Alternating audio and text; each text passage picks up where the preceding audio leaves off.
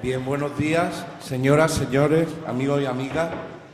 Primero agradecer al área de Cultura y de la Diputación Provincial y al Plan Estratégico que me propusieran para coordinar esta mesa. Felicitar también por la puesta en marcha de este foro, igualmente a la Diputación Provincial de Jaén y a la Oficina del Plan Estratégico y especialmente a los trabajadores y directivos de ambas oficinas por el enorme esfuerzo que están realizando y que vienen realizando desde antes, ¿no? Sin olvidar a los miembros de la Comisión Ejecutiva del Foro por la Cultura. Me enorgullezco de que los tres panelistas que hay en esta mesa son amigos y por eso voy a destacar cosas de ellos a nivel general, de los tres a la vez. Es su carácter dialogante, sus extensos conocimientos sobre los temas que vamos a tratar, la sencillez que tienen los tres, que favorece la accesibilidad a su saber, y la capacidad que tienen y la labor que desarrollan como defensores del patrimonio histórico y la difusión de los valores del mismo. Es por ello que desde el foro los hemos invitado a participar en este panel que hemos titulado Patrimonio Histórico, claves para un desarrollo cultural y turístico, y agradecemos enormemente su presencia entre nosotros, su disponibilidad para estar además un sábado en este foro. Y sin más voy a dar paso a presentarlos por la premura del tiempo. Voy a pedir por favor que cada uno no se exceda de 20 minutos para poder hacer luego un par de rondas de intervenciones. El primero va a ser Juan Carlos Castillo Armenteros, que es licenciado en Filosofía y Letras, Geografía e Historia, en la especialidad de Historia Medieval por la Universidad de Granada, doctorándose en Humanidades por la Universidad de Jaén. Ha sido director de diversas investigaciones y proyectos de investigación arqueológicos, especialmente en la provincia de Jaén. Asesor científico de la Ruta de los Castillos y las Batallas de la Diputación, director de varios proyectos encaminados al estudio del poblamiento medieval del Alto Guadalquivir, director de varias tesis doctorales, etc. Miembro del Grupo de Investigación de Patrimonio Arqueológico de Jaén y del Instituto Universitario de Investigación en Arqueología Ibérica. Además, ha participado como especialista en diversos proyectos relacionados con el estudio multidisciplinar del patrimonio histórico arqueológico, trabajando sobre temáticas heterogéneas que van desde la arqueología de la muerte a la paleosismicidad, entre otras. Finalmente, cabe señalar su papel como revisor de revistas especializadas, por ejemplo, Arqueología de la Arquitectura, Revista del Centro de Estudios Históricos de Granada y su Reino, Anales de Arqueología Cordobesa, etc., ¿no? Y también miembro del Consejo Editorial de la revista Arqueología y Territorio Medieval y Documentos de Arqueología Medieval. Es miembro de la Asociación Española de Arqueología Medieval, de la Sociedad de Estudios Medievales de la Real Asociación Española de Cronistas y de la Asociación Nacional de Amigos de los Castillos. Como resultado de su trabajo de investigación, cuenta con numerosas e interesantes publicaciones, conferencias y cursos de formación. Es presidente del Consejo de Dirección del proyecto Campus de Excelencia Internacional en Patrimonio Cultural y Natural, desarrollado por las universidades públicas andaluzas y en cuyo marco también ejerce de presidente de su red de expertos. Ha ocupado diversos cargos de gestión en la Universidad de Jaén. Entre ellos, por ejemplo, el de secretario de la Facultad de Humanidades y Ciencias de la Educación, vicerrector de Ordenación Académica, Innovación Docente y Profesorado o vicerrector de Docencia y Profesorado, entre otros. Actualmente ocupa el cargo de vicepresidente de la Asociación Provincial de Cronistas Oficiales Reino de Jaén y, por último, para terminar su presentación, que podría ser mucho más extensa, destacar que cuenta con la Medalla de Oro de la Villa de Torre del Campo, su localidad natal, y es el municipio del que además es cronista oficial. Pues sin más, Juan Carlos.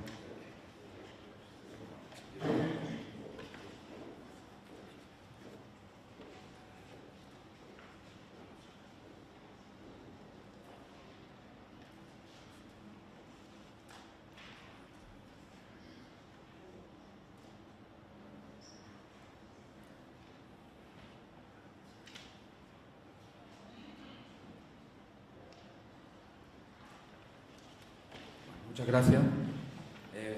Antes de nada, agradecer la invitación que me ha sido cursada por la organización para acompañarle esta mañana y hablar algo de lo que llevo trabajando ya muchísimo tiempo, y creo que, sinceramente, que es uno de los potenciales más importantes de nuestra provincia de cara a la consolidación como uno de los elementos, de los puntos de destino turísticos, culturales, como queramos llamarlo.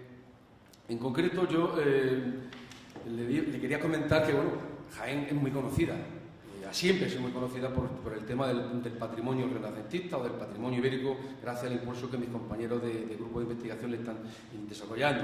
Mis compañeros de la universidad se están revalorizando este patrimonio tan bestial que tenemos en el Alto Guadalquivir, que es el Renacimiento del Sur, que, como no, en la ciudad en la que estamos, eso cabe sobredecirlo, ¿no?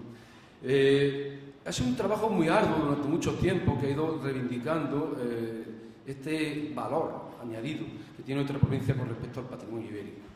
Los trabajos de Arturo Ruiz, de Moreno Molino, del equipo de personas que envuelven a estas personas ha permitido que se crean rutas tan interesantes y que están generando tanto movimiento a nivel cultural, a nivel intelectual, como es la ruta del viaje al tiempo de Liberos, que está poniendo en valor pues lugares tan emblemáticos, tan importantes, digo porque ha sido la escuela además de un arqueólogo, como es Puente Tabla, ¿no?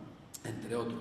Pero yo me quedaría con esa imagen que tienen ustedes abajo, con los niños, cómo disfrutan, cómo devoran esa riqueza patrimonial que es el patrimonio escultórico de la cultura ibérica. Es un patrimonio que está dando mucho juego en la provincia de Jaén. Y lo está haciendo gracias a los trabajos de investigación. Antes lo decía Antonio, es importantísima la investigación. Sin esa investigación, todo lo que yo le voy a contar sería prácticamente agua de borrajas. El trabajo que están desarrollando el proyecto Forum en Linares está siendo un revulsivo a nivel no solamente provincial, sino yo creo que internacional. Las noticias que aparecen en el National Geographic, un montón de programas, las redes sociales, están demostrando que esta provincia, con estas importantes investigaciones, tiene un punto de partida muy importante para desarrollar.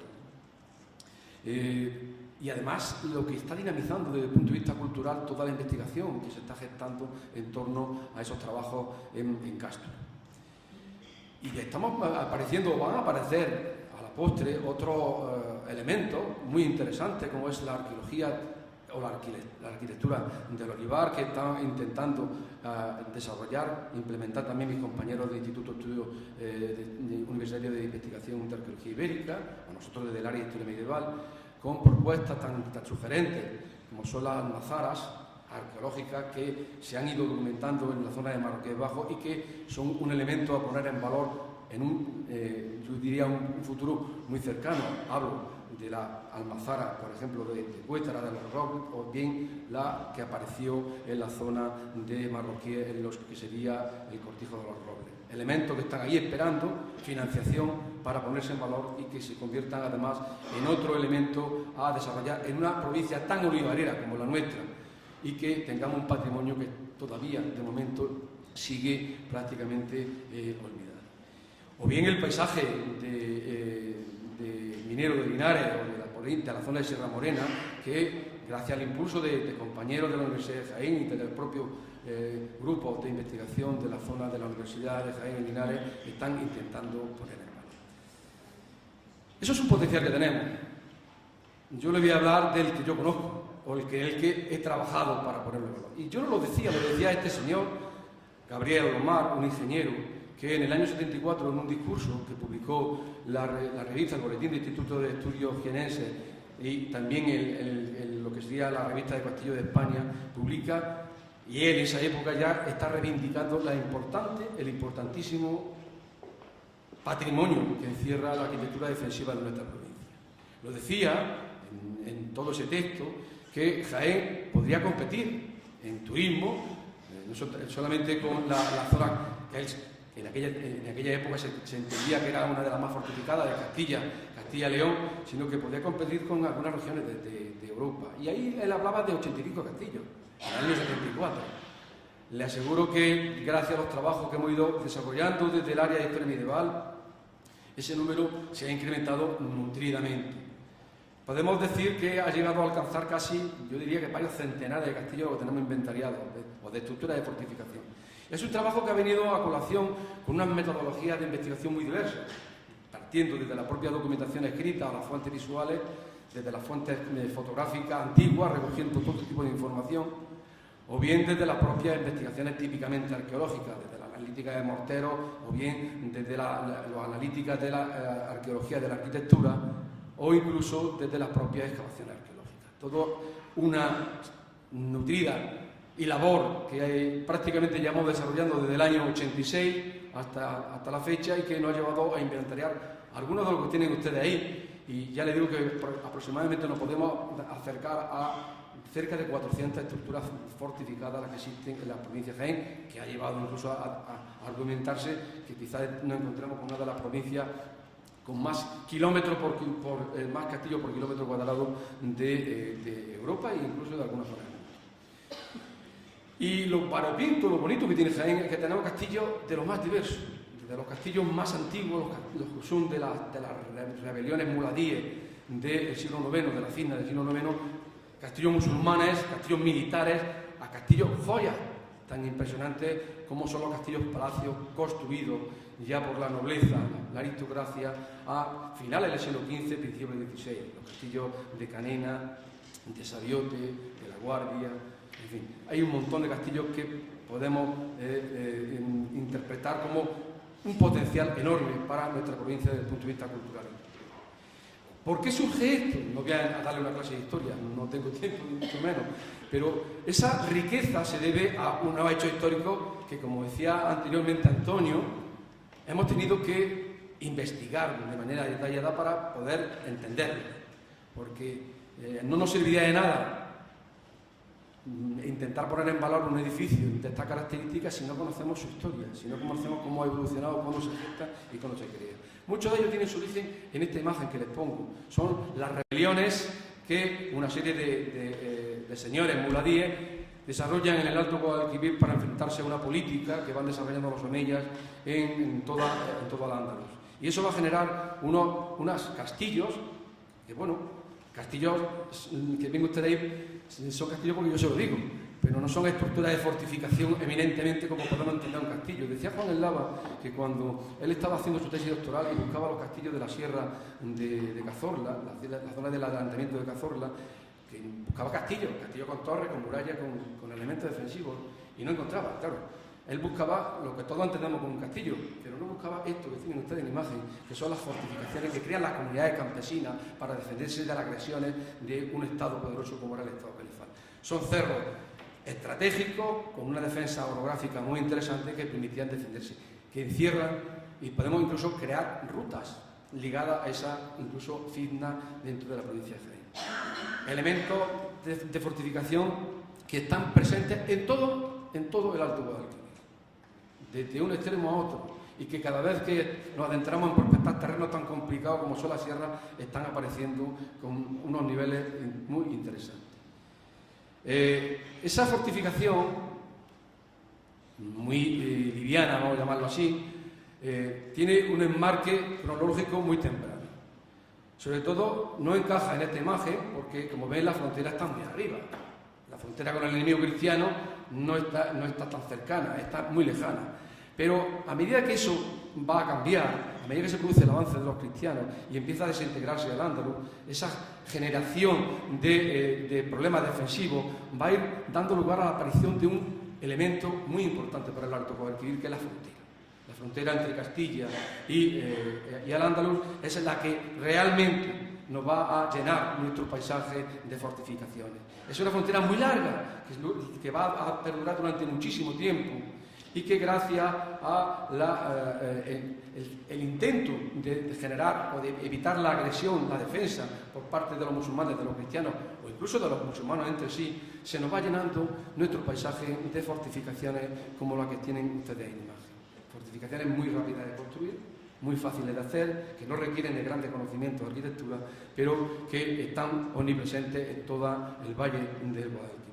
Fortificaciones como la que veían en imagen o la propia de Vigil y Baile, que encierran una belleza, además, aparte del patrimonio, encierran una belleza paisajística muy interesante, y todas ellas con esa técnica constructiva que están ustedes viendo en la imagen, el tapial de tierra.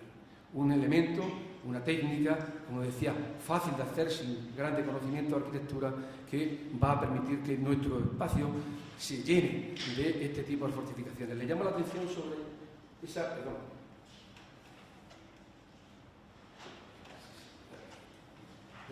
esta imagen, que es un resumen de lo que estaba diciendo. En esa imagen tienen ustedes 5 fortificaciones en prácticamente 5 kilómetros en redondo, ¿no? Se corresponden con el Valle de Cera. Y el avance de los cristianos va a determinar que una vez que han controlado y han sometido buena parte de lo que sería la zona norte de la provincia, empiezan a controlar todo el valle. Además, esa situación va a dar lugar a que los mismos cristianos empiecen a reestructurar esa frontera, a crear todavía más fortificaciones, lo cual, si, como dicen en mi pueblo, si éramos pocos, parió la burra. Es decir, que si a esas fortificaciones musulmanas le vamos sumando la cristiana, el paisaje se nos va llenando de estos elementos que hasta hace muy poquito han pasado desapercibidos para la ruta turística, incluso para el aprovechamiento cultural de la provincia. Y una vez que los cristianos se hacen con el control, Fernando III va a llevar a cabo una organización político-administrativa del espacio que va a tener una consecuencia muy interesante para el ámbito que estamos trabajando. Y es que en esas manchitas de color que le marco en el plano son señoríos que van a ser entregados bien a órdenes militares, bien a instituciones feudales como el adelantamiento de Cazorla en manos de los obispos de Toledo, o incluso señores laicos eclesiásticos que están controlando toda la zona de Sierra Mágina. Estos señores, en cada uno de esos señoríos, va a edificar o va a reestructurar su propia fortificación. Y empieza a llenarse, ¿no?, el paisaje de otro tipo de fortificaciones diferentes a la que teníamos antes en imagen, pero que tienen unos valores patrimoniales muy importantes y que gracias en algunos casos, a la investigación arqueológica hemos podido desentrañar, como ocurre ahí en el caso del castillo de Torrecorregil, que ven ustedes la excavación arqueológica que se hizo en su día. Se nos va llenando de castillos con una imagen eminentemente militar, una imagen que responde a un momento de conflicto político y, como digo, de seguridad militar. Y es el momento en el que culmina esa imagen que le ponía al principio, donde prácticamente todo el Alto Guadalquivir se nos ha llenado de fortificaciones. Fortificaciones que, les puedo poner algunos casos muy rápido, como ha ocurrido en la Alcazaba de la ciudad de Jaén. Gracias a investigaciones a las que me refería, hemos podido desentrañar cómo era la evolución de este elemento, que por desgracia, en buena parte del mismo ha desaparecido, bien por obra muy antigua, creada por las tropas de Napoleón, o bien por obra no tan antigua, ocasionada, como la que tienen ustedes en la imagen en la parte inferior, con la construcción del Parador Nacional de Turismo. Yo no critico el Parador de Turismo, pero creo que en aquella época se podía haber hecho de otra manera y ahora podíamos estar ante la conservación de lo que fueron los alcázares islámicos que tenían un valor peculiar. Y por desgracia no se consigue. Pues bien, gracias a esas investigaciones, no solamente hemos desentrañado cómo se organizaba este esquema defensivo de la ciudad de Jaén, sino que incluso hemos localizado elementos que nunca se habían puesto sobre la mesa, ni aparecían reflejados en ningún tipo de fuente, como son una serie de palacios que se conservan perfectamente dentro del Alcázar Nuevo y que están sirviendo de revulsivo turístico también para la ciudad de Jaén. Estoy refiriendo a unos palacios que se construyen posiblemente entre los siglos XI y XII, del que les traigo algunas imágenes en este caso, como elementos que no solamente están ya presentes en el lugar donde aparecieron, sino que también se encuentran depositados y expuestos magistralmente, donde tienen que estar, en el Museo Provincial de la ciudad de Jaén. Y las obras que incrementan o se llevan a cabo por parte de los cristianos para cambiar la imagen de esa fortificación, respondiendo a una estrategia político-militar completamente diferente, como es la construcción dentro de esa gran fortaleza que se crea en el norte en la zona sur de la provincia de la ciudad, con el Alcázar Nuevo. Y sobre estos ejemplos podía estar toda la mañana contando el ejemplo.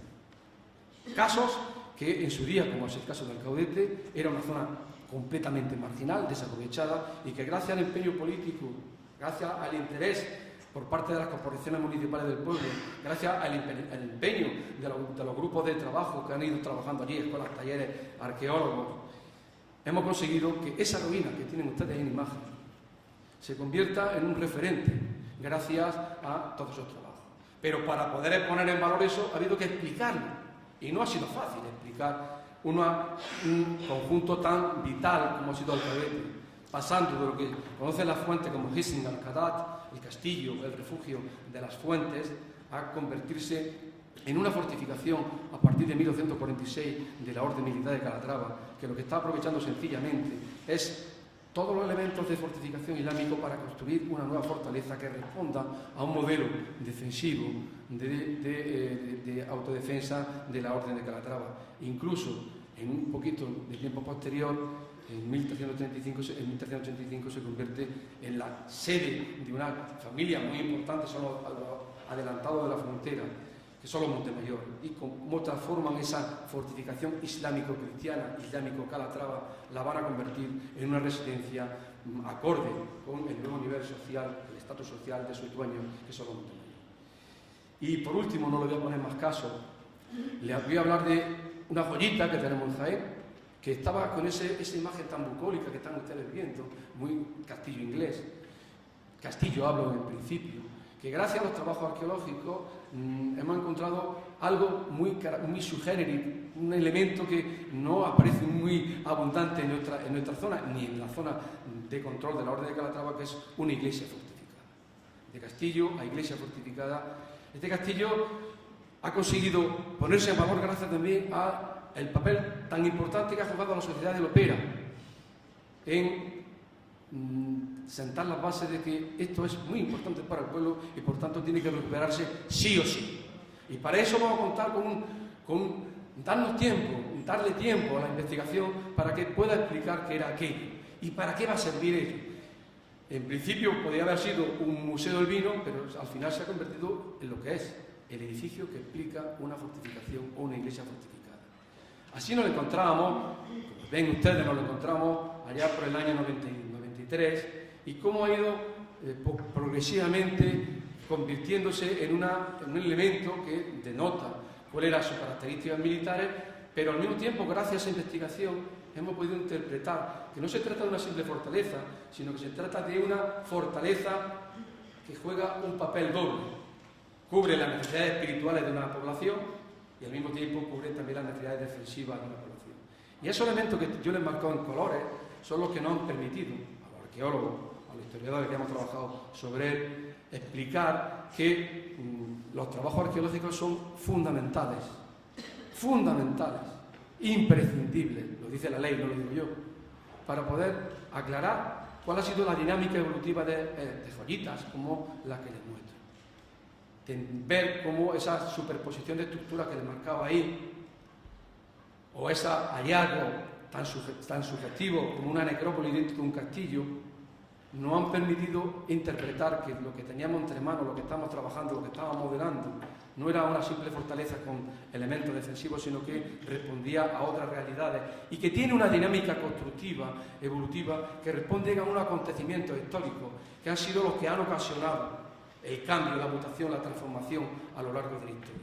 Hechos como las guerras civiles entre Enrique II Trastámara y Pedro I han permitido ver cómo estos elementos originarios van a ser transformados, modificados, y eso es lo que enriquece, lo que explica, lo que permite y lo que está permitiendo que Lopera sea visitado. El que a alguien, gracias a ese trabajo de investigación, se le explique cómo ha ido mutando esta estructura defensiva. Podría estar hablando de ella muchísimo tiempo, ¿vale? Y cómo finalmente algo característico en todo lo que va a adquirir, estas fortificaciones se están convirtiendo a su vez en palacios. ¿Se piensan ustedes si nosotros no llegamos a hacer la excavación o los estudios previos, lo que hubiésemos hecho con esos patios, que según todos entendíamos eran las residencias que construyen los propietarios para convertir ese castillo en una bodega o una residencia particular? Pues si nosotros no obviamos las estructuras o no hacemos los perceptivos estudios de arqueología y de arquitectura, todo eso que están viendo ustedes en imagen se lo hubiese llevado a la piqueta sin ningún tipo de problema. Todos estos elementos que van apareciendo cuando picamos las paredes y la lectura que vamos haciendo han permitido que esto se convierta en una de las joyas de la ruta de los castillos de la batalla, que ha sido el elemento. ¿Y cómo hemos dinamizado esto? No nos hemos quedado solamente en la excavación. Exposiciones, congresos, jornadas, visitas, abierto por obra, explicándole al pueblo que estamos haciendo con sus cosas. Todo esto está permitiendo dinamizar ampliamente las actividades culturales de nuestro municipio. Programas de televisión, reportajes, divulgando para que toda esa información se vuelque sobre esto, que Antonio antes hablaba de otras, se está convirtiendo en una realidad, y creo que será uno de los elementos a potenciar en el futuro en esta provincia, porque la ruta ahora mismo abarca una parte de la geografía provincial, pero la ruta se puede ampliar con sus rutas, con otras redes, con otros elementos que lleven o permitan reconocer la importancia que tiene el patrimonio de la arquitectura defensiva de nuestra provincia. Se están creando centros de interpretación, se están haciendo miles de cosas dentro de la ruta, actividades culturales. El verano es un hervidero en la provincia de actividades culturales, de fiestas, de actividades que han surgido, no porque se le haya ocurrido al alcalde de turno o a Juan Carlos de turno, no, han surgido gracias a ese peso que la historia, que el patrimonio ha dejado, no ha legado, y que tenemos la obligación de legar a generaciones venideras. Centros de interpretación tan importantes como el de Alcaleta, de Alcalá la Real, no sé, tenemos muchísimos que nos van a permitir, o están permitiendo, y con eso voy a terminar, que nuestra provincia sea conocida. Pero queda mucho trabajo, y como me decía mi amigo Rafael, pon sobre la mesa lo que todavía no queda por hacer, y nos queda por hacer muchísimo. Aquí les traigo unas pequeñas imágenes que muestran lo que todavía queda en la provincia y que queda que investigar, que consolidar. Y como decía Antonio, si las autoridades políticas de esta provincia siguen empeñándose en hacerlo, lo vamos a lograr, y que la provincia de Jaén, con esas joyitas, se convierta en lo que es un referente a nivel internacional en lo que es la arqueología de la arquitectura, la arquitectura militar, conforme a esa frontera. Pues, ¿y cómo se traduce eso?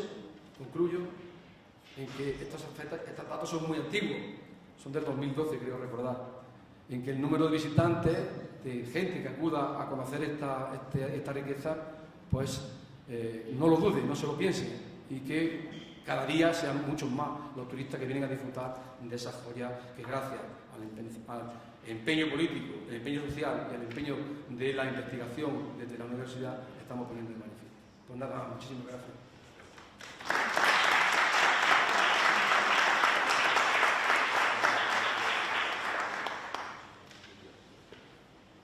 Bien, ahora, gracias Juan Carlos, como siempre tan didáctico y brillante.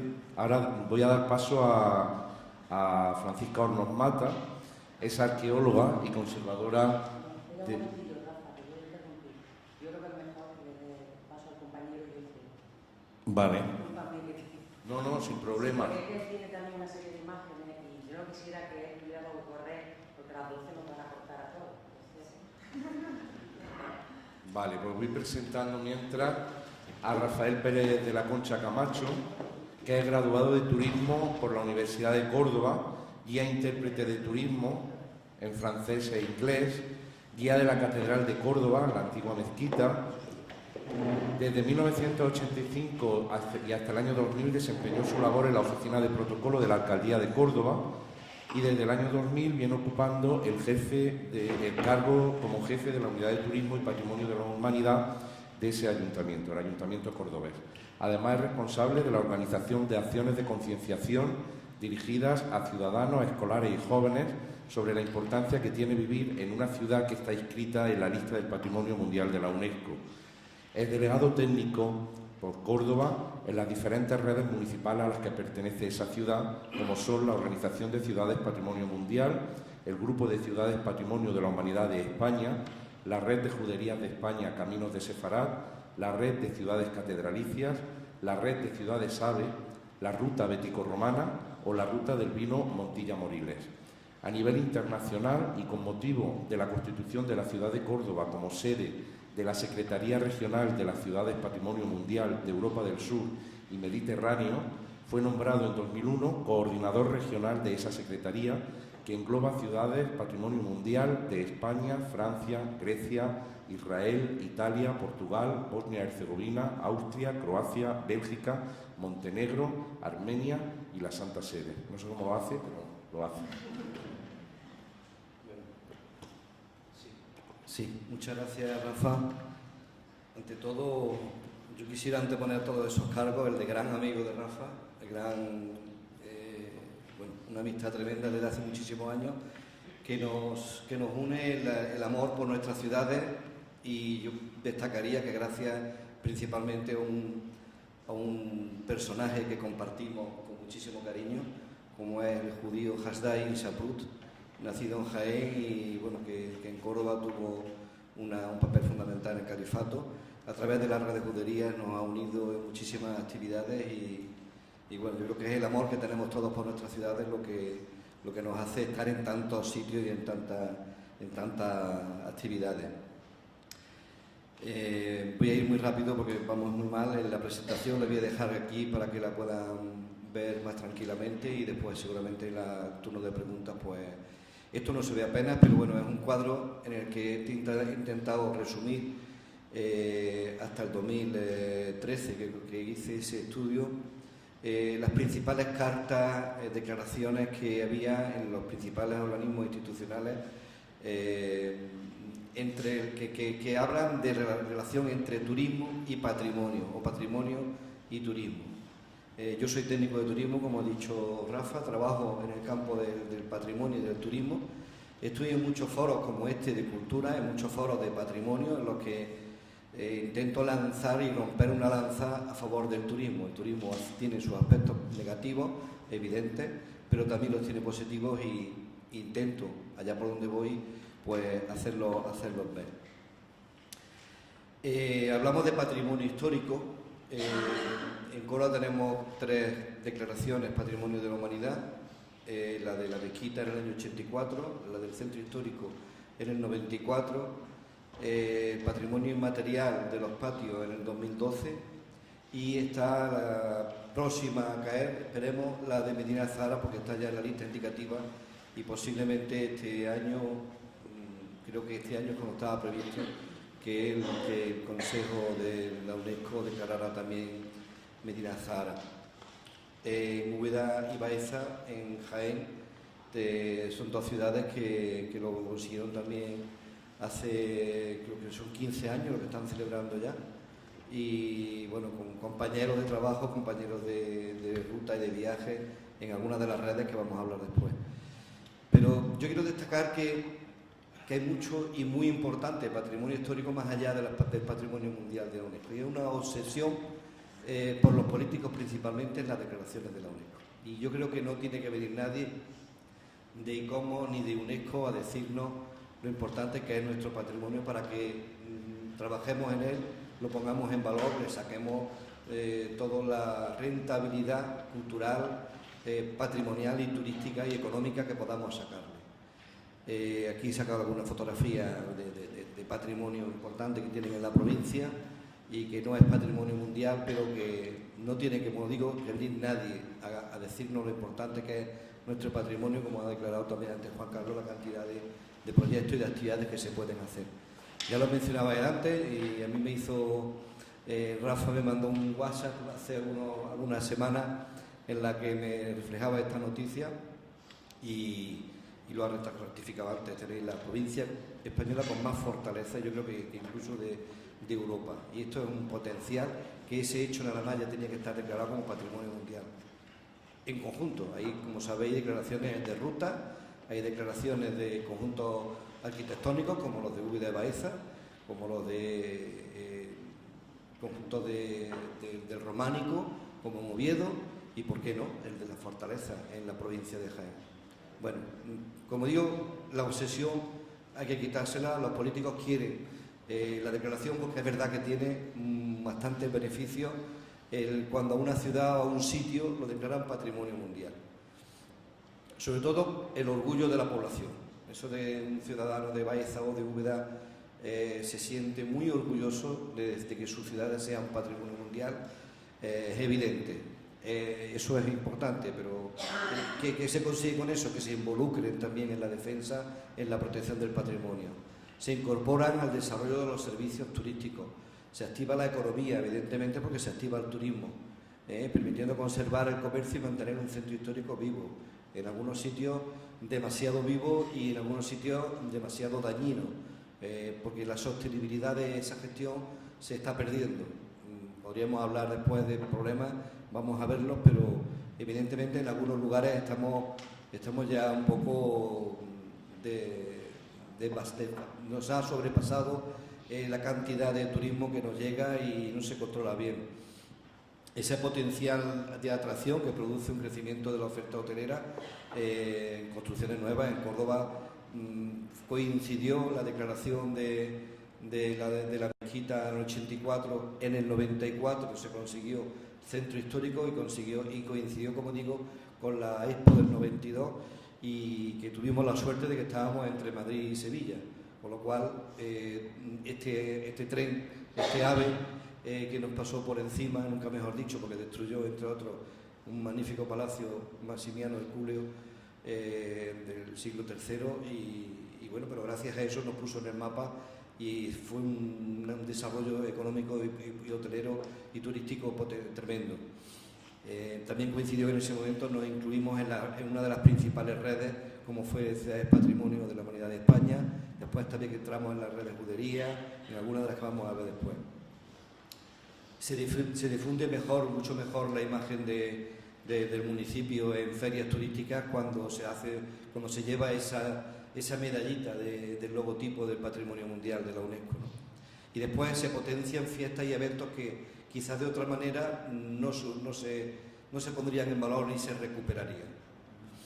Los problemas más importantes, algunos, hay muchísimos más, pero quizás los más importantes que tiene el turismo sobre el patrimonio, evidentemente la masificación, como digo, en algunos de los lugares. Aquí en Córdoba tenemos algunos puntos en los que esa masificación y esa capacidad de carga se sobrepasa en algunos lugares puntuales, en la sinagoga concretamente, que es la imagen que tenemos, me imagino que la conocéis, es un habitáculo de 6 metros cuadrados, y es el segundo monumento más visitado de la ciudad después de la mezquita.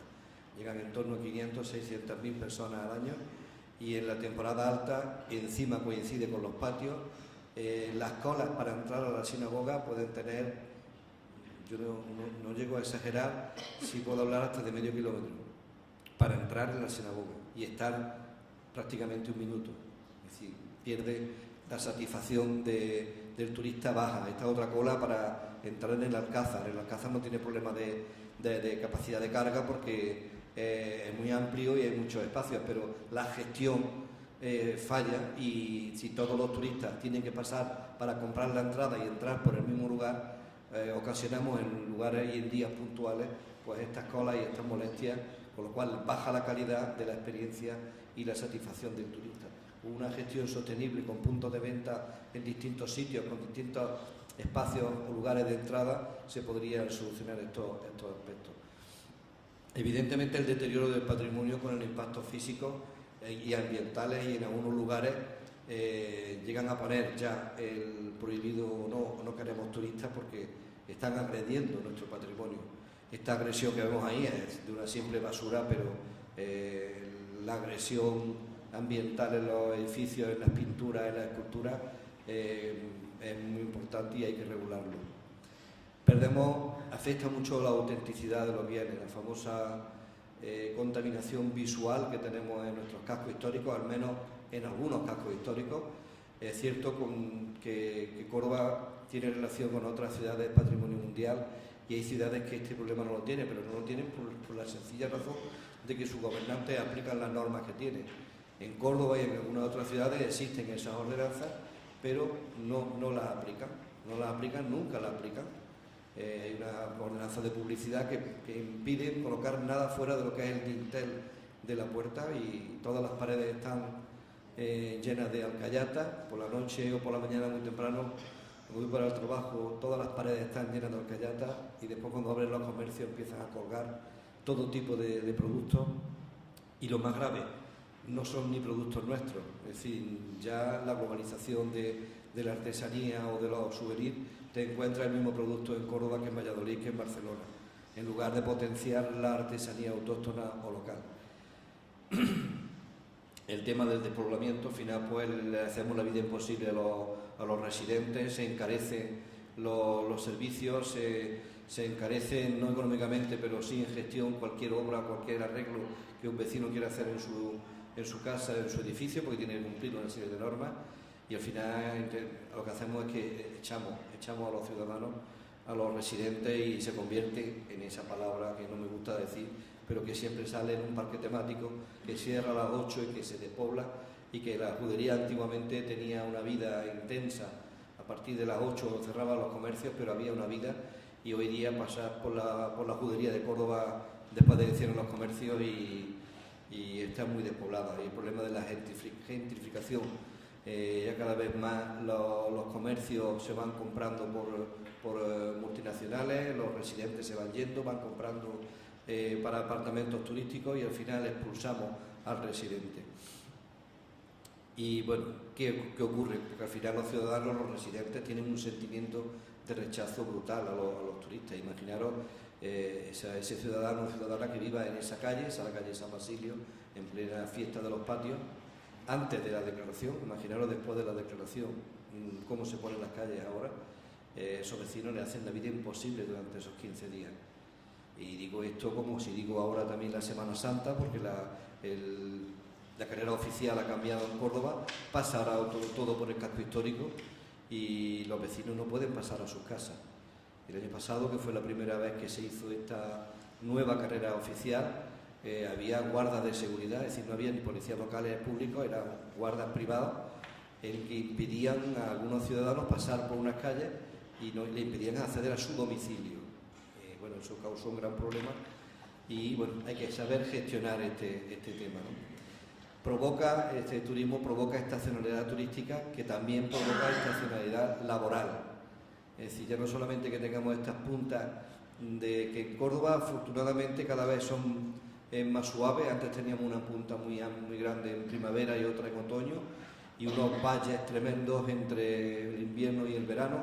Entre primavera y otoño se está uniendo ya esa capacidad, esa estacionalidad. Tenemos que trabajar para que el resto del invierno también lo consigamos, pero el problema también está en el tema laboral. No podemos conseguir profesionales si no les vamos a dar un empleo todo el año. ¿Qué hacen? Pues si van a estar 4 o 5 meses contratados, nunca se van a formar con calidad. Algunas propuestas de medidas para disminuir ese impacto negativo que el turismo puede causar sobre el patrimonio. Bueno, equipar adecuadamente a la ciudad de servicios para los ciudadanos. A mí una frase que siempre me gusta decir en estos encuentros es que si quieres turistas satisfechos, haz que tus ciudadanos sean felices. Es decir, primero trabaja para tu ciudad, para tus ciudadanos, seguro que después el turista va a encontrar una ciudad muy agradable y va a ser un efecto de llamada, ¿no? Planes de gestión incorporando conceptos de sostenibilidad, movilidad y accesibilidad, programas de ayuda a la rehabilitación de edificios para evitar que esa huida del residente, promoviendo los comercios locales y la artesanía local, programas para diversificar la oferta cultural para evitar esa concentración en el centro histórico y aliviar la capacidad de carga. Estamos intentando, algunas veces con más éxito que otras, que el turista no se quede en lo que es en el entorno de la mezquita, sino que vaya a otros lugares. Se puso en marcha la ruta de las iglesias cercantinas para que fueran por la Axarquía, que es el barrio que es fuera de la muralla. Y no tuvimos éxito porque teníamos grandes problemas para que la iglesia nos abriera las parroquias cuando querían los grupos ir. Bueno, estamos intentando varias fórmulas y es complicado sacar al turista. El turista quiere ir a ver la mezquita, quiere ver la sinagoga, quiere comer en la judería, y el problema de todo esto es que después quiere irse y se va. Entonces van y tenemos un gran problema del turismo de paso. Hay que promover el transporte público con sistema de bajo impacto, peatonalización con respecto al residente y aparcamientos periféricos, influir en la demanda turística para que vengan cuando a nosotros nos interesa venir. Para eso hace falta crear atractivos, ahora veremos algunos. Aumentar la coordinación entre instituciones, comercios y vecinos, esa será una de las conclusiones de las claves. Me pedía Rafa que terminara, pues al final la resumiré, pero eso es una clave fundamental, la coordinación entre instituciones y la coordinación público-privada, y la colaboración público-privada. Y después no meternos en la feria, en el vender un destino, si el destino no está preparado. No podemos llenar las ciudades de turistas, y después los turistas que no tengan buenos restaurantes, buenas oficinas de información turística, buenos guías bien formados, una buena señalización. Y primero hay que preparar la ciudad. Pero el turismo no todo es malo para el patrimonio, y algunos aspectos positivos para el patrimonio. Por ejemplo, es un elemento dinamizador de la economía, y que si esa riqueza se reinvierte en la conservación del patrimonio.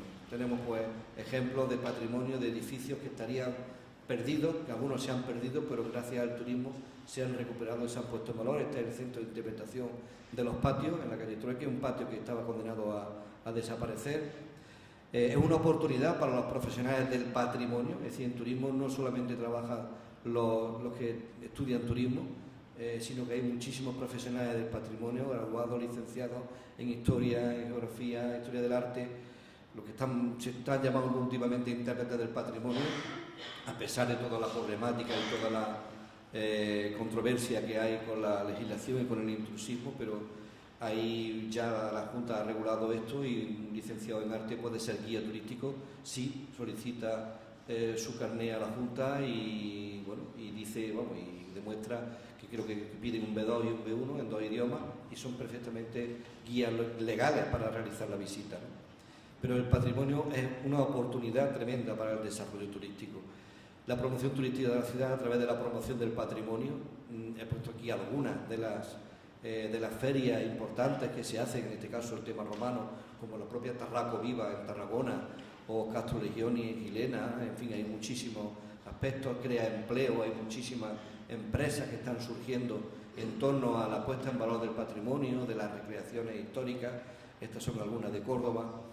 Las actividades que creamos en torno al patrimonio y que crean y dinamizan la ciudad, como en este caso pues tanto las noches de Ramadán, que es un producto que tenemos en Córdoba desde hace 6 años y que coincide con cada año, con cada mes de Ramadán. Tenemos todo el mes lleno de actividades en torno a la cultura islámica o la cultura judía, con ese Festival Internacional de Música Sefardí, o la Jornada Europea de la Cultura Judía que celebramos en todas las ciudades, y que en Córdoba hemos ido estirando, y ya son 3 semanas las que organizamos en torno a la jornada, y le hemos dado la marca de Otoño Sefardí en Córdoba, o como este nuevo producto que acabamos de sacar y que empieza en una semana, la semana que viene, que es Calendas en Córdoba.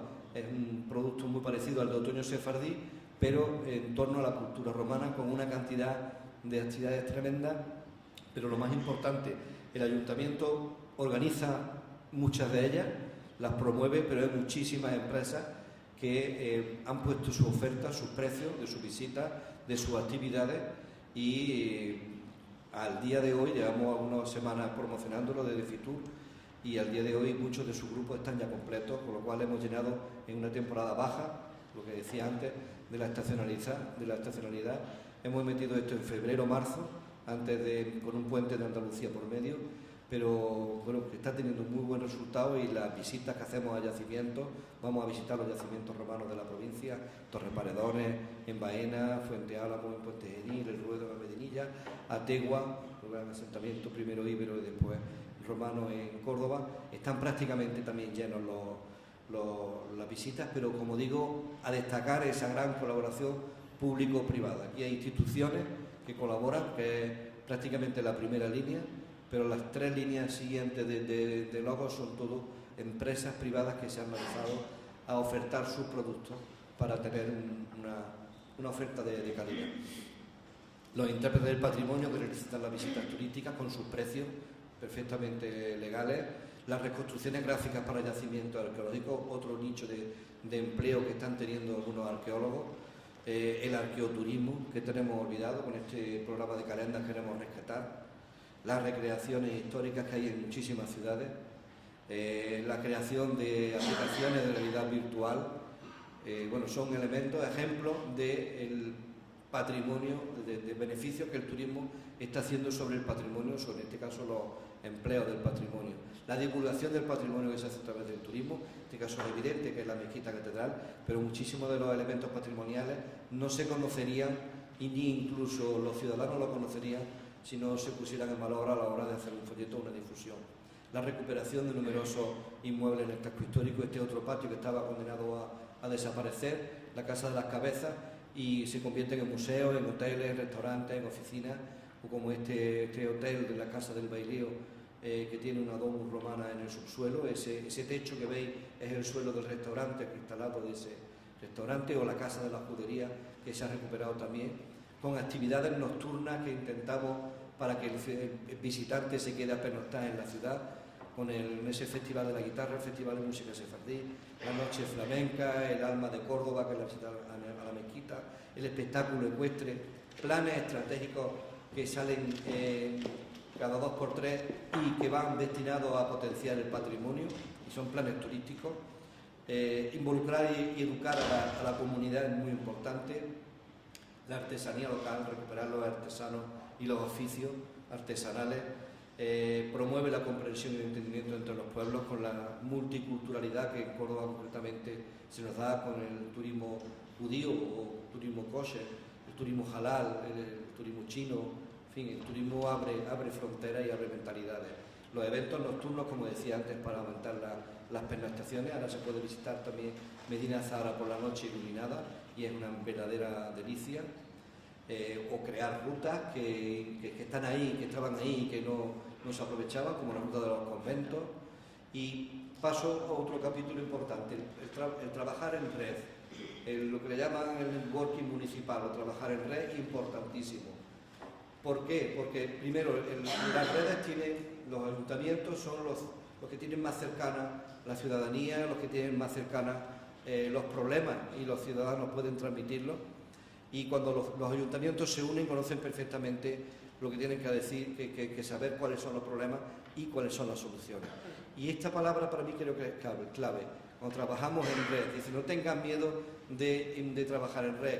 El mejor ejemplo que podemos poner es el de UV de Baeza, que es un matrimonio prácticamente, que se han unido, que están compitiendo entre ellos, pero están cooperando entre ellos. Esa competición que debemos de tener a la hora de trabajar en red. Córdoba está en todas estas redes, están algunas más, estas son las que de alguna manera yo coordino.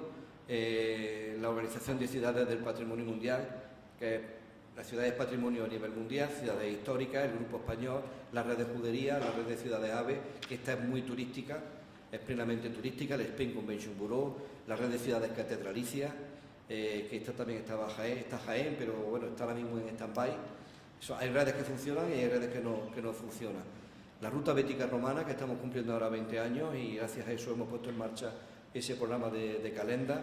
Luego la red de cine, de ciudades de cine, o la Ruta del Vino. Por hablar muy rápido, creo que voy fatal de tiempo, ¿no? Pues muy rápidamente, por mencionar las dos principales redes patrimoniales, la OCPM y Ciudades Patrimonio. Por hablar prácticamente desde Córdoba, coordinamos a todas estas ciudades del sur de Europa con un montón de proyectos en 3 ejes: concienciación patrimonial, en diferentes acciones y sobre todo intercambio de experiencia. Aquí tenemos ejemplos de rehabilitación, que por ejemplo traigo a colación el caso de Baeza, o sea, estudios de rehabilitación de edificios, o el de accesibilidad, también traigo el caso de Baeza, el tema de la potenciación de la artesanía local frente a la globalización y intentar evitar o paliar en la medida la contaminación visual que tiene nuestra ciudad, es trabajar con los jóvenes, hay que trabajar con el futuro. Antes ha mencionado Juan Carlos, con otras palabras, lo que la UNESCO define que es el patrimonio, que es aquello que recibimos de nuestros antepasados. Disfrutamos en el presente y tenemos la obligación de transmitir a nuestras generaciones venideras. Hay que trabajar con la juventud, con los colegios, con los institutos. La movilidad en el patrimonio, tenemos un proyecto también trabajando en movilidad. El turismo y patrimonio, casos de Baeza, aquí lo conocen ustedes mejor que yo, de edificios que se han convertido en restaurantes o en hoteles que quizás se hubieran perdido si no hubiera sido gracias al turismo. Y el Grupo Español, que cumplimos ahora 25 años, que trabaja en 3 comisiones, la de promoción y turismo, la de ciudad y patrimonio y la de educación y cultura, en la que UV Baeza también está plenamente integrada y trabajando codo con todos los demás, con unos socios y unos colaboradores impresionantes y con un lobby que nos permite pues estar en todas las ferias promocionales del mundo. De otra manera sería imposible, hasta para ciudades quizás más importantes o más potentes. Y termino. Las conclusiones, que las voy a leer, prácticamente las claves que me pedía Rafa, yo las dejaría simplemente en 5. Rigor histórico, por favor, con el patrimonio, rigor histórico. No montemos historias sobre cosas que no son realidad. Coordinación institucional, colaboración público-privada, sostenibilidad y trabajar en red. Yo creo que esas 5 claves y con muchas horas de trabajo creo que se pueden conseguir ese desarrollo en la cultura y en el patrimonio. Y muchísimas gracias.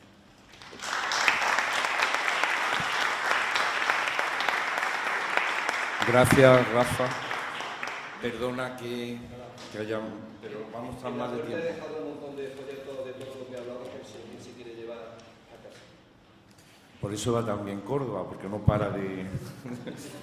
Bien, ahora voy a dar la palabra a Francisca Orman Mata, arqueóloga y conservadora de patrimonio del Cuerpo Superior Facultativo de la Junta de Andalucía. Es la directora del Museo de Jaén. Desde sus inicios como universitaria ya estuvo vinculada a excavaciones arqueológicas del Colegio Universitario de Jaén entonces y de la Universidad de Granada.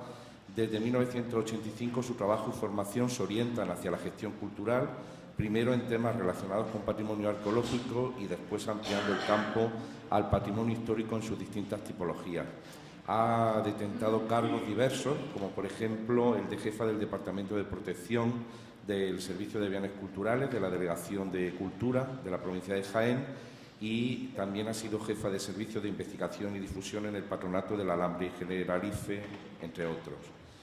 Desde 2008 es la primera directora que ha tenido el Museo de Jaén, dirigiendo una nueva fase de apertura y difusión de esa institución.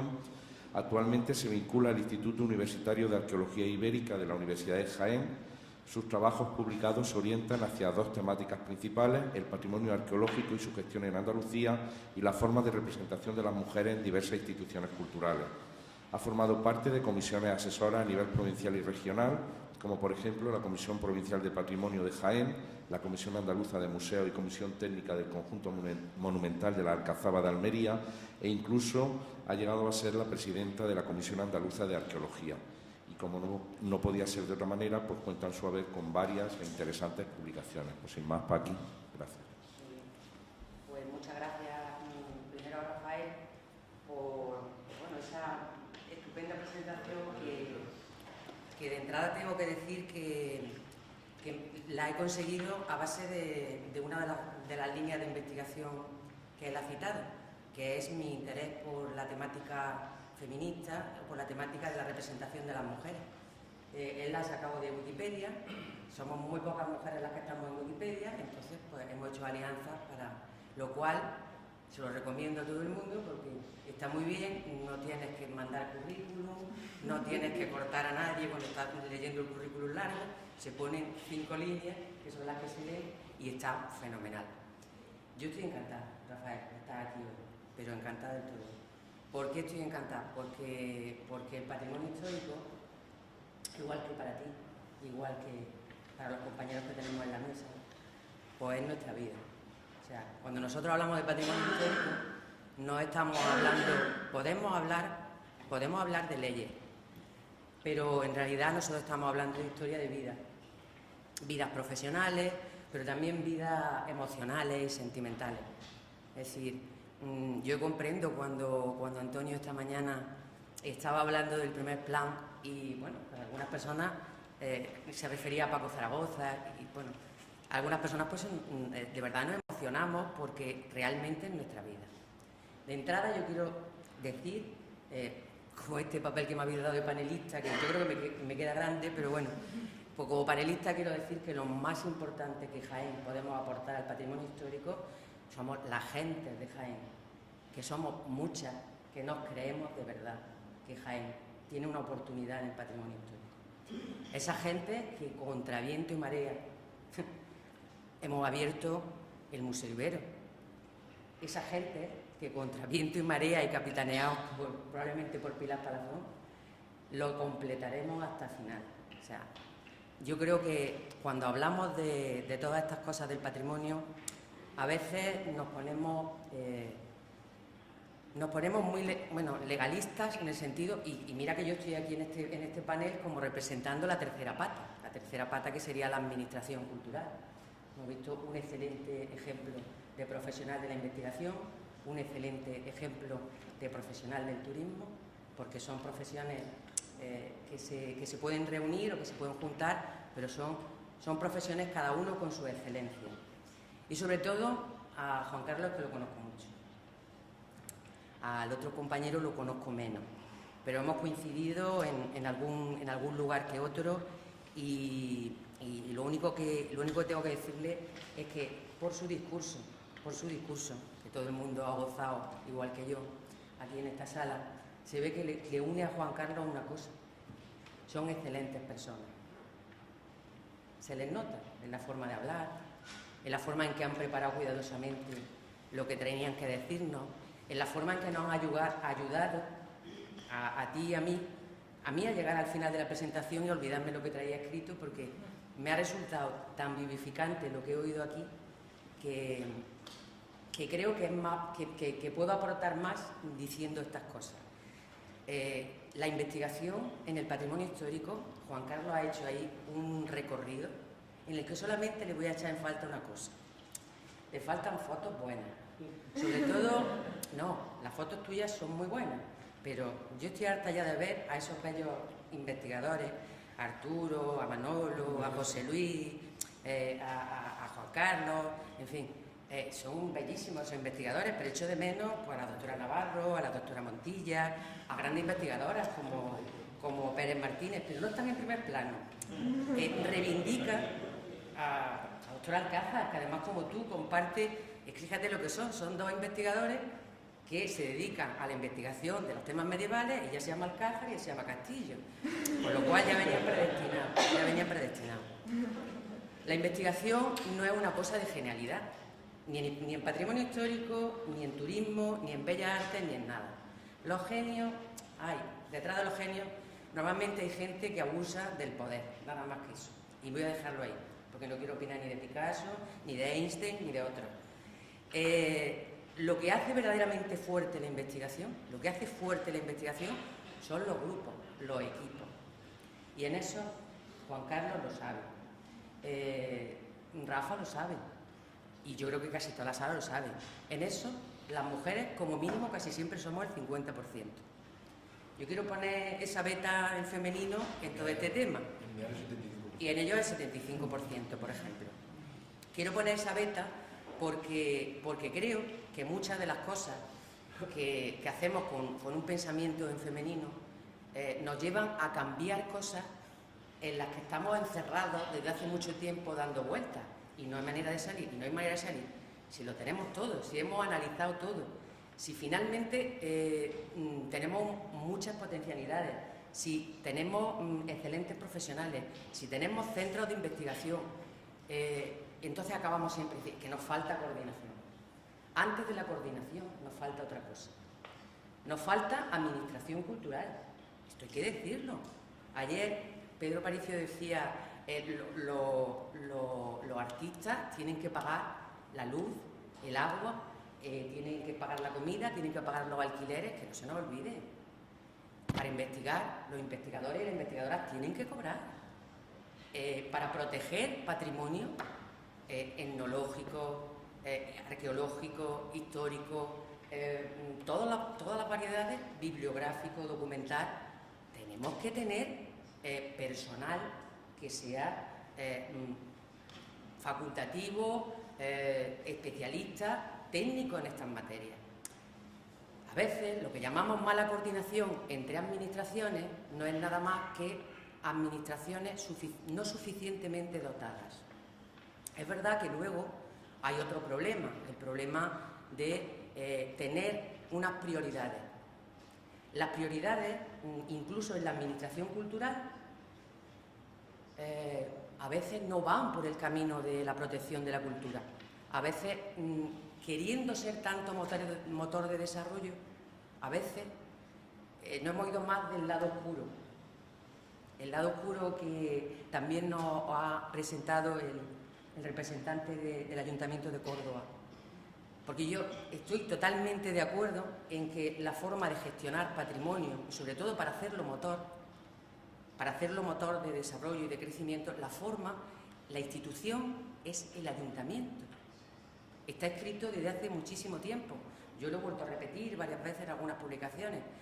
La fórmula, o sea, el sitio donde se debe gestionar finalmente el patrimonio son los ayuntamientos, y trabajar en red es lo interesante. No olvidemos nunca que cualquier potencia tiene un lado oscuro, que cualquier declaración de patrimonio de la humanidad puede llevar al abandono de los lugares. No pensemos que los trabajos de investigación se hacen en solitario, ni libre, ni gratis, ni en tiempo libre. Hay que fomentar hay que fomentar mucho el tema de la investigación relacionada. Y hay que conseguir, y están en los retos ya definidos, a lo mejor habría que perfilarlo más, pero habría que decir que necesitamos profesionales. En la escala municipal, muy importante, profesionales que sean cualificados y que tengan un lugar en el municipio, que no tengan que levantar la mano para recordar, como ha pasado hoy con Marto. Es decir, tenemos muy pocos profesionales, y cuando se van creando plazas o se dotan plazas, a lo mejor no le damos el sitio justo. No quiero acabar, porque yo voy a acabar. Yo voy a hablar muy poco, porque lo que creo es que Rafa, y así me lo ha pedido él, haya un tiempo de debate. Quiero acabar con una cosa que tengo yo en la cabeza, y que probablemente muchas de las personas que estamos en la sala la tenéis también. ¿Cualquiera puede opinar de patrimonio histórico? Cualquiera puede tener una percepción sobre lo que es patrimonio histórico. La mayoría hay cosas que nos gustan y otras cosas que no nos gustan.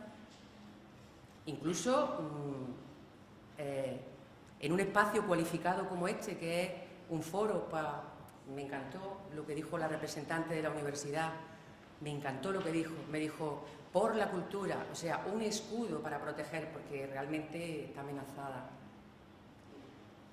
¿Basta con opinar? Yo me creo que no. Ni siquiera basta con protestar. Protestar tampoco es la solución. Hay que actuar y hay que provocar acciones. Este puede ser un espacio donde comiencen las acciones. Y yo termino y os doy las gracias por vuestra atención. Bien, pues.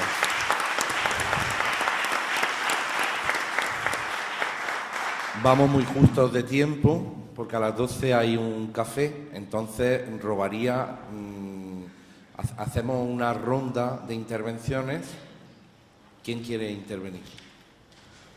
Vale, pues primero el del jersey granate. Desde aquí no veo, a lo mejor te conozco, pero no te veo. Además tengo las gafas de cerca. Paco Jiménez, etnólogo. Muy bien.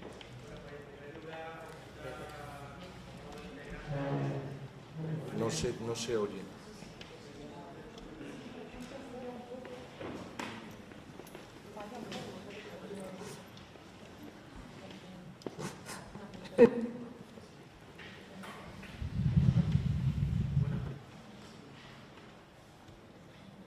Bueno, ¿se escucha bien?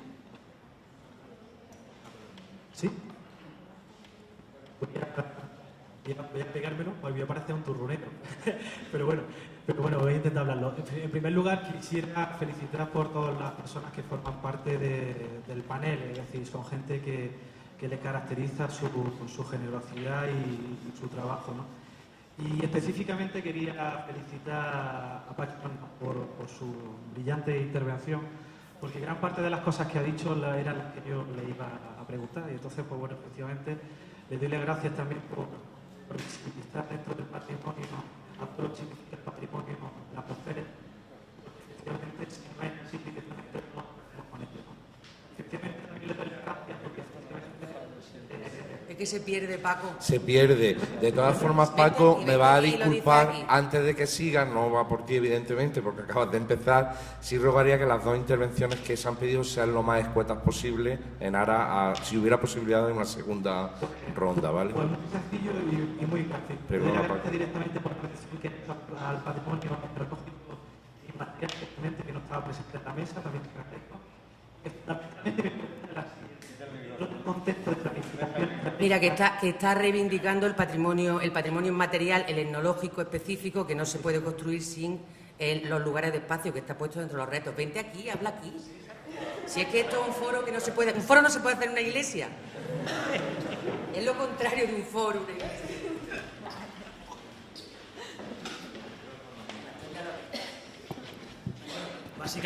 Básicamente lo que ya está comentando, es decir, felicitarla directamente por esa visibilización del patrimonio inmaterial, que efectivamente lleva 33 años en nuestra legislación y lo ha hecho presente, por esa visibilización del patrimonio de las mujeres, pero fundamentalmente en un contexto de planificación estratégica como el que estamos, cómo verdaderamente se puede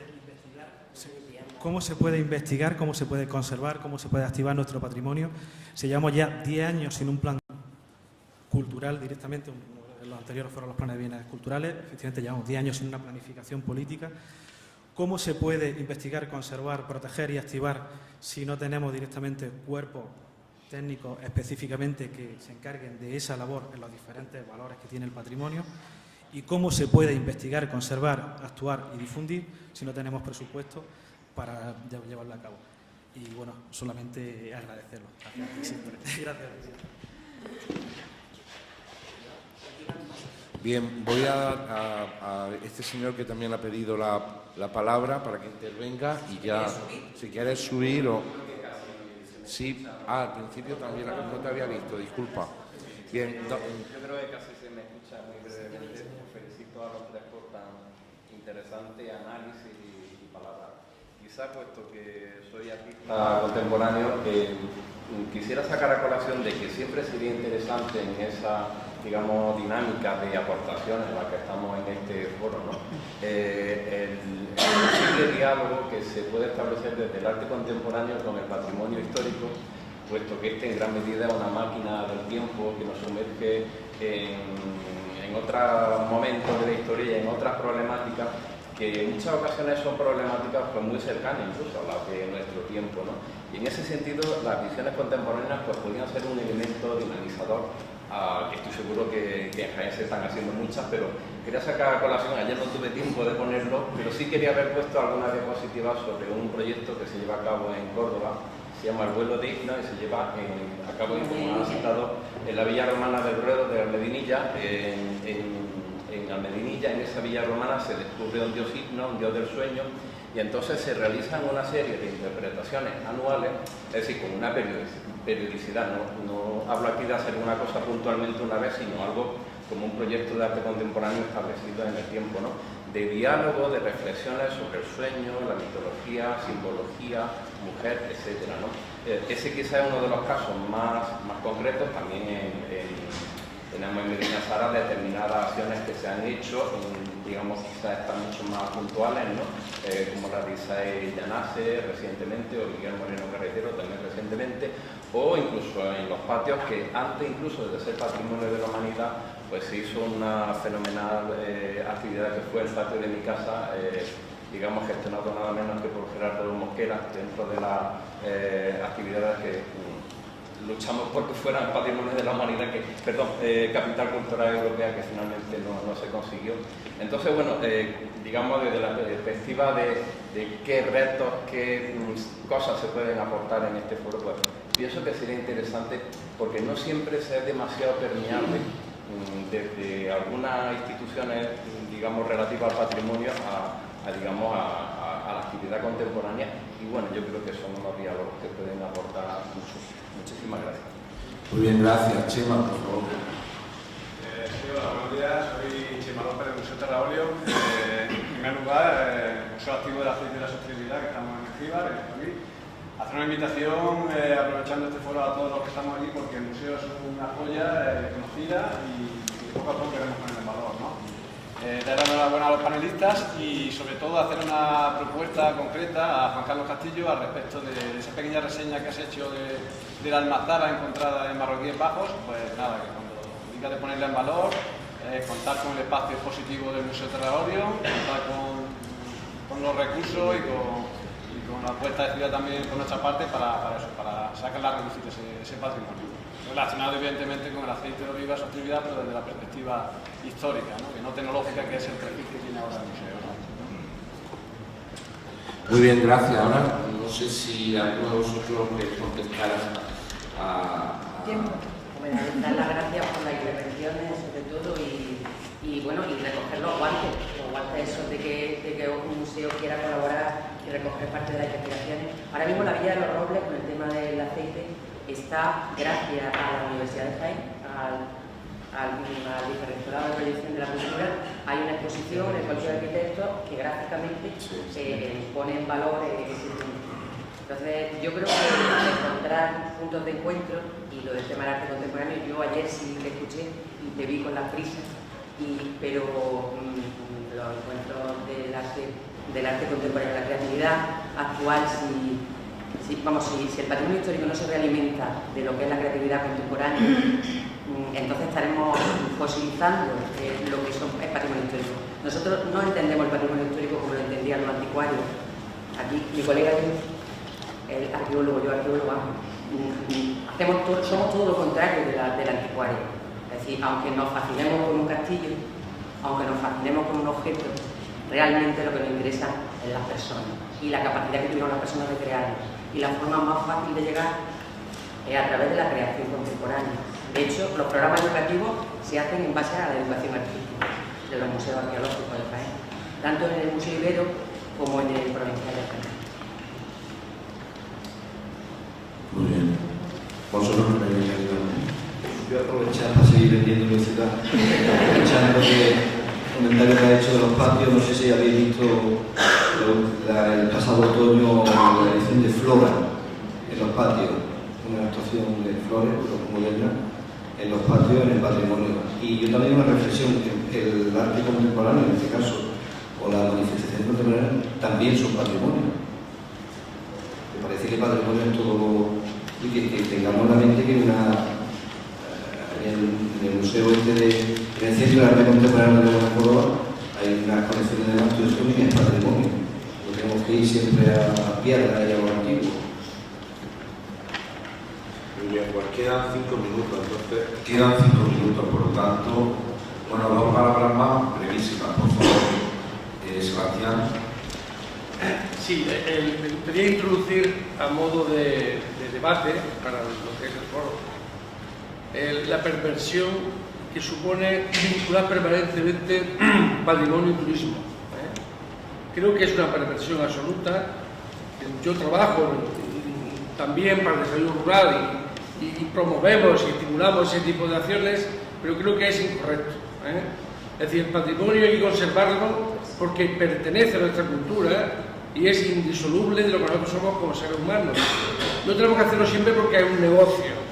Es decir, existe la costumbre hoy, en términos políticos, oye a cualquier representante que habla de que va a hacer una acción patrimonial porque es un buen negocio para el turismo, ¿no? Y creo que nos está llevando a una espiral realmente que es incorrecta. Es decir, tenemos que hablar de conservación del patrimonio y recuperar patrimonio, pero no vinculando al binomio turismo.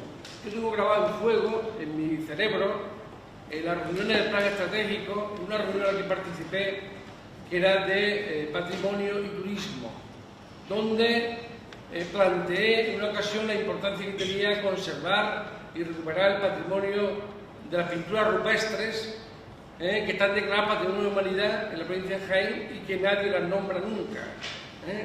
Y dijo el representante de los empresarios de Jaén, de turismo, dijo, ¿eso da dinero?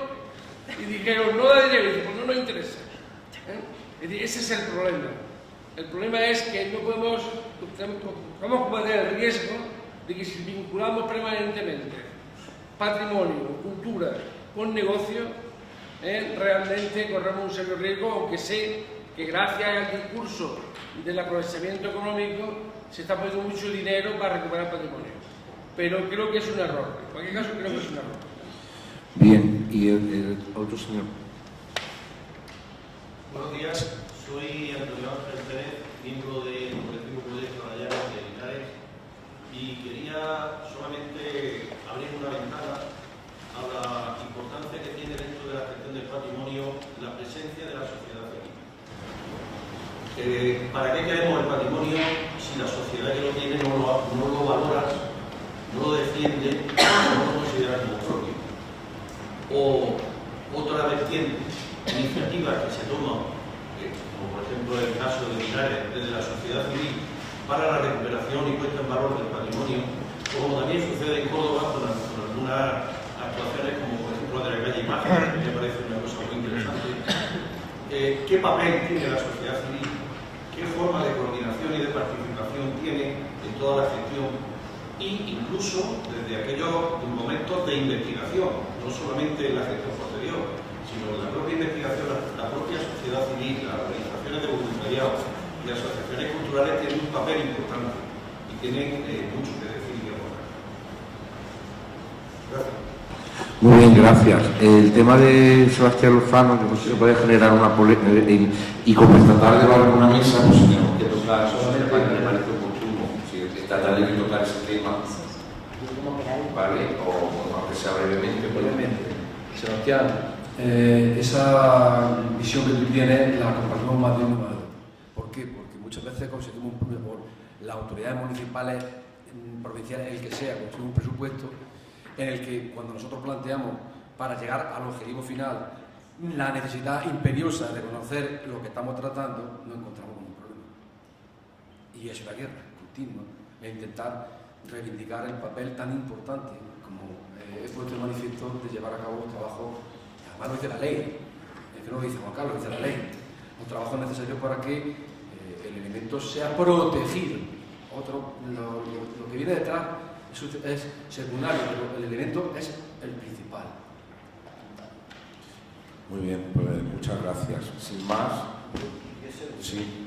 Simplemente, es tan importante el papel del ciudadano, cuando hemos llegado a dar cuenta ya de lo importante que es, hemos tenido que pasar un poco de años para darnos cuenta de que en el órgano de gestión del turismo del Ayuntamiento de Córdoba, que se ha creado recientemente, el INTUR, Instituto Municipal de Turismo, en el Consejo Rector se ha intentado incorporar al representante del movimiento ciudadano. Después ha habido unas recusaciones políticas, lo han tenido que quitar, pero es decir, estaba puesto al mismo nivel de los concejales, el representante del ciudadano, están en el Consejo Asesor.